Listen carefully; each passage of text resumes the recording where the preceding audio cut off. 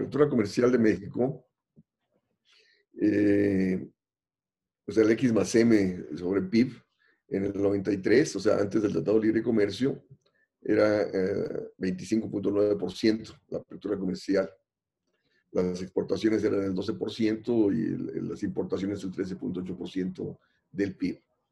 Y luego, como para el 2016, el X más M pasó a ser 78%, las exportaciones 38% del PIB, las importaciones 40% del PIB. Y como esta mayor apertura pues no se ha traducido en mayor crecimiento económico, sino vamos a ver, se ha traducido en menos en industria, menos empleo formal, menos salario, etcétera, ¿no? Y a diferencia de la apertura comercial de Estados Unidos, que en el 2015 era 28.5%, ¿no? Es decir, como somos una economía mucho más abierta, de las economías más abiertas a nivel mundial, ¿no? Y la principal economía del mundo, pues no, repito, trae una apertura de menos del 30% del Producto Interno Bruto. En el 2015, el comercio con Estados Unidos, tanto importaciones como exportaciones, eran el 46.7% del PIB, ¿no? En cambio, para Estados Unidos eso representaba solamente el 2.7% de su actividad económica, ¿no? Es decir, cómo nosotros hemos caído en una alta vulnerabilidad, una alta dependencia del comportamiento de la economía de Estados Unidos.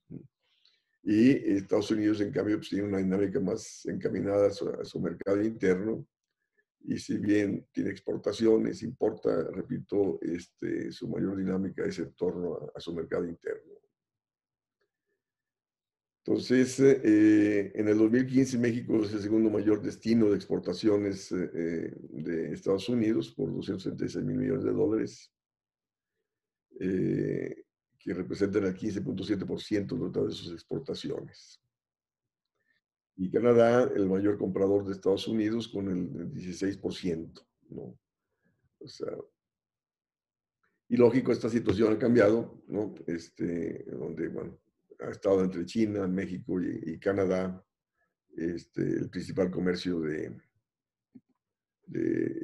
Estados Unidos. Entonces, en el 2015, México es el tercer más grande oferente de productos importados a Estados Unidos por 295 mil millones de dólares.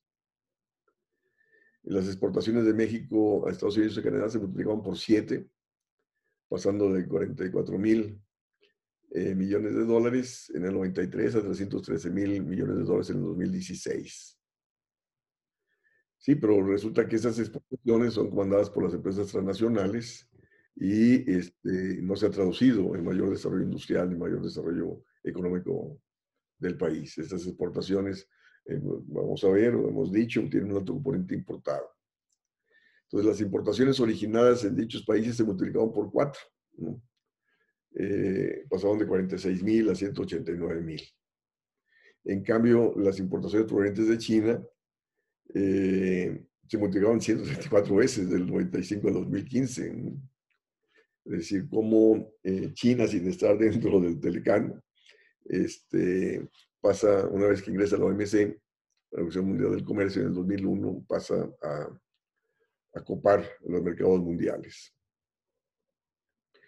Sí, porque dentro del discurso oficial siempre se decía, no, que las exportaciones con el Tratado de Libre Comercio han crecido. Sí, o sea, 7 veces, pues sí, ¿y qué? No, eso no se ha traducido en mayor desarrollo industrial, ni mayor desarrollo económico, ni mayor empleo, ni mayores salarios, ¿no?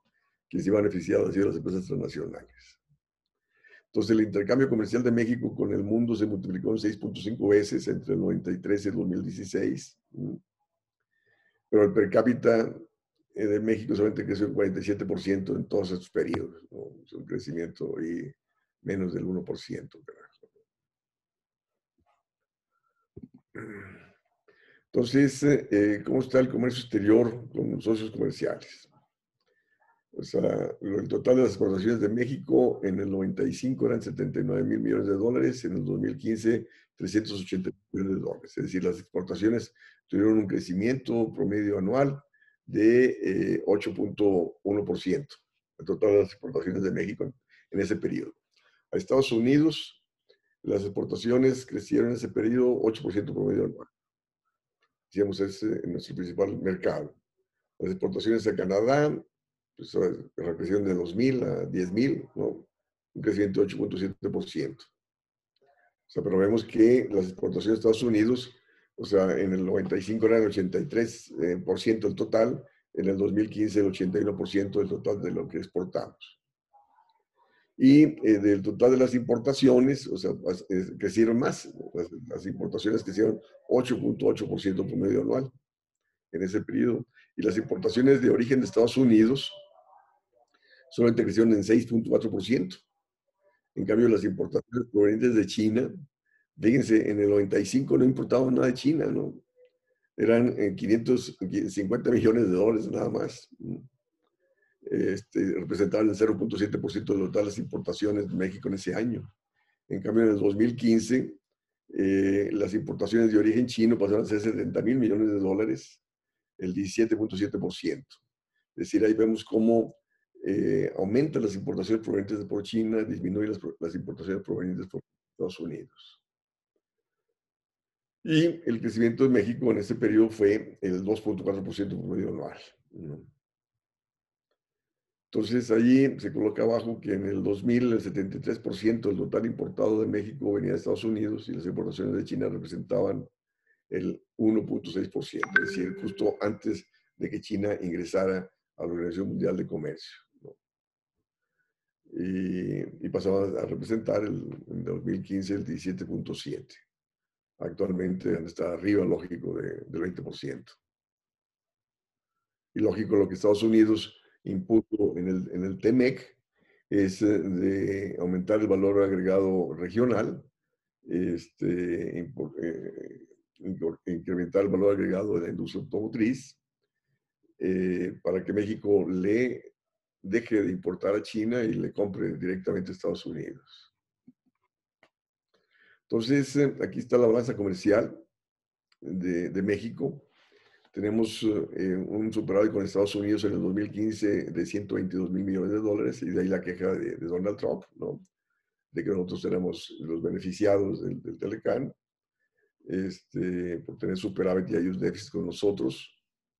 Pero México en ese 2015 un déficit comercial con China de 65,000 millones de dólares, con el resto de Asia de 54,000, con la Unión Europea con 25,000.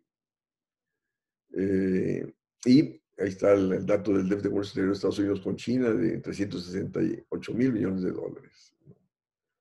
Entonces, de ahí el por qué Donald Trump, o sea, toda la guerra comercial que ha venido instrumentando ante China para disminuir su déficit, impulsar su industria, su economía. Y el déficit de comercio exterior de Canadá con China en ese año fue 35,000 millones de dólares. Entonces, aquí vemos cómo del 93 al 2012, China creció al 9,4% promedio anual, Estados Unidos 2,7%, Canadá 2,6% y México 2,5%, del 93 al 2012. Entonces, lo que decíamos, ¿no? China, sin estar dentro del Tratado de Libre Comercio, ha crecido más que los países miembros del TLC. Aquí vemos la estructura de importaciones de México. En el 94, antes del TLCAN, las importaciones de bienes intermedios representaban 71%, los de bienes de capital 17%, los de consumo 11%. Y para el 2015, las importaciones de bienes de consumo aumentaron al 16%, bienes intermedios aumentaron al 71-73%, y bienes de capital disminuyó en 10%. O sea, ¿cómo se explica esto? Pues lógico, en el momento en el cual la economía se abre, pues ya no tienen o sea, las importaciones pasan a desplazar a la producción nacional. Entonces eso rompe cadenas productivas, origina proceso de desindustrialización, y al haber menos industria, pues menos importa bienes de capital, ¿no? Entonces ahí pues, se incrementan las importaciones de todo tipo, ¿no? Ahí están, se incrementan las importaciones de bienes de consumo, ¿no? Que antes estaban protegidos. Entonces abre la economía, pues lógico, se prefiere el producto importado y a costa de desplazar la industria nacional, afectar el crecimiento, el empleo. Entonces, esta menor importación de bienes de capital no es porque se produzca internamente, sino simplemente porque hay menos industria, menos inversión. Entonces, bueno, el 82% de las exportaciones de México a Estados Unidos. Las exportaciones manufactureras representan el 56% de la demanda total. Y aquí vemos el mercado de exportaciones más importante de Estados Unidos. Los electrónicos, 62,000, o sea, prácticamente 63,000 millones de dólares. Autos ligeros, 44,700. Autopartes, 41,000. Eléctricos, 28,500. Autos pesados, 7,700. Entonces, vemos que, pues sí, pues la mayor parte de las exportaciones, el 27,6%, fue exportación automotriz. Y en todas estas, pues son empresas transnacionales las que, ¿no?, concentran estas exportaciones. Entonces, las principales exportaciones y su valor agregado nacional en 2006. Entonces, aquí vemos cómo 2/3 partes de las exportaciones manufactureras estaban concentradas en computación, industria electrónica, industria de equipo de transporte, industria eléctrica. El 88% de las exportaciones de la computación e industria electrónica son hechas por maquiladoras, cuyo valor agregado nacional es solamente 14%. Entonces, el 86% es componente importado. En la industria de equipo de transporte, el valor agregado nacional es 32%. El 81% de las exportaciones de la industria eléctrica es hecha por maquiladoras y su valor agregado nacional es 25%. Entonces, las maquiladoras hicieron 62% de las exportaciones manufactureras y su valor agregado promedio es de 33%. Ahí está la fuente de Gerardo Fuji y Rosario Cervantes. Sí, evidenciando, repito, el bajo valor agregado nacional de lo que se exporta y de ahí el bajo efecto multiplicador interno sobre la dinámica industrial, la dinámica económica y el empleo. Entonces, el valor agregado externo en las exportaciones manufactureras es un dato, ahí se promedió el del 95, 2000, 2005, 2009 y 2011. Entonces, el valor agregado externo, o sea, importado, el total de manufacturas, 43,8%. La industria de equipo óptico, 58%. Computación, 65%. Maquinaria eléctrica, 45%. Equipo de transporte, 46%.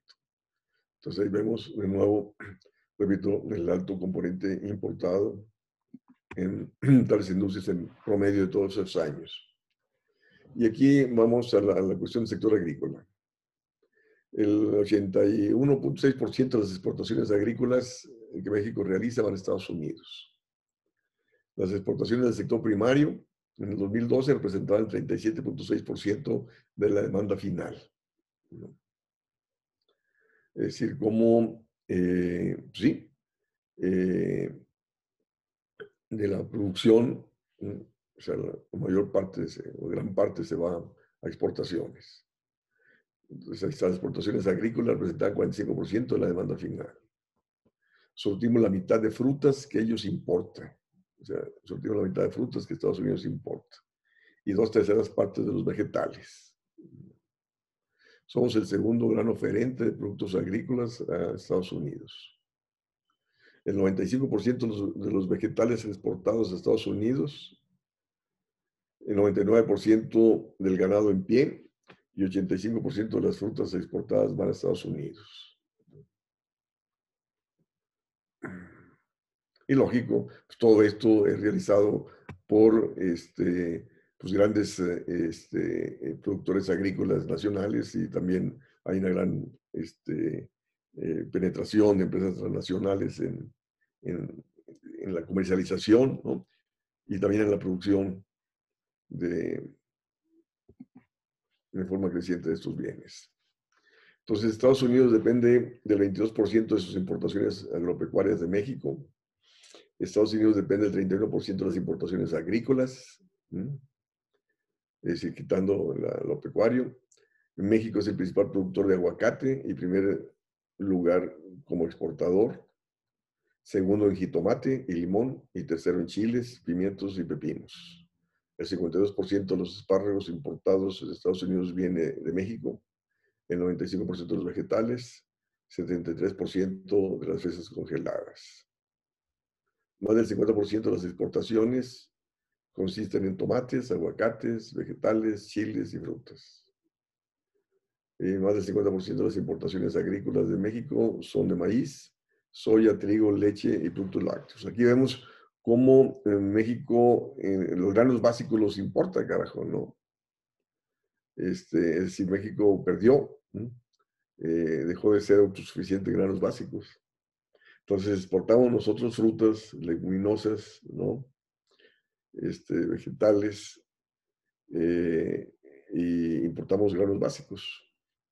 Entonces, más del 50% de las importaciones agrícolas de México son de maíz, soya, trigo, leche, productos lácteos, decíamos, ¿no? México y Canadá representan más de la cuarta parte de las exportaciones agrícolas de Estados Unidos. El 60% del trigo consumido en México es importado, 30% del maíz que consumimos es importado, 95% del consumo de soya es importado, y México también importa, otro dato en que no está presente, más del 70% del arroz que consumimos, ¿no? Entonces México es el mayor comprador de maíz de Estados Unidos y de refinados de petróleo. El agro es la tercera fuerza de exportación del país, después de la industria manufacturera y automotriz.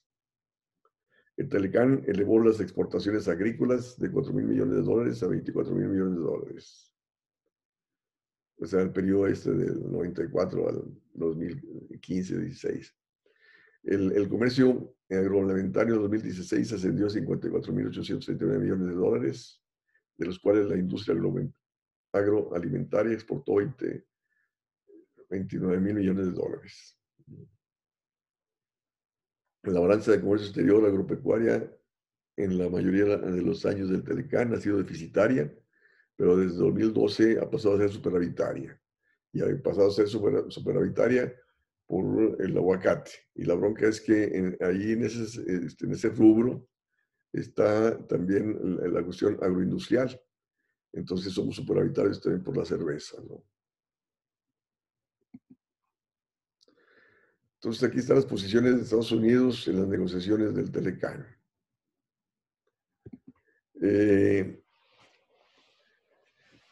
Plantean, ¿no?, reducir su déficit de comercio exterior.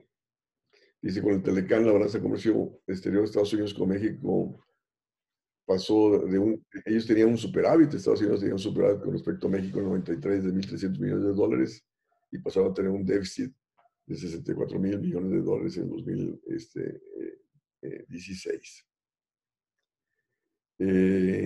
Aquí hay datos diferentes entre México y Estados Unidos, porque Estados Unidos registra en este año un déficit con México de 112,000 millones de dólares, ¿no? Y México lo registra en 64,000. Hay diferente contabilidad allí. Y luego también Estados Unidos planteaba eliminar el capítulo 19 sobre controversias comerciales. Dice, esto les ha impedido iniciar demandas contra casos de subsidios y dumping de empresas de México y Canadá. Dice, ello le permitiría a Estados Unidos aplicar leyes internas a asuntos de dumping y de subvaluación y salvaguardas para proteger su industria, ¿no? Y si no colocan a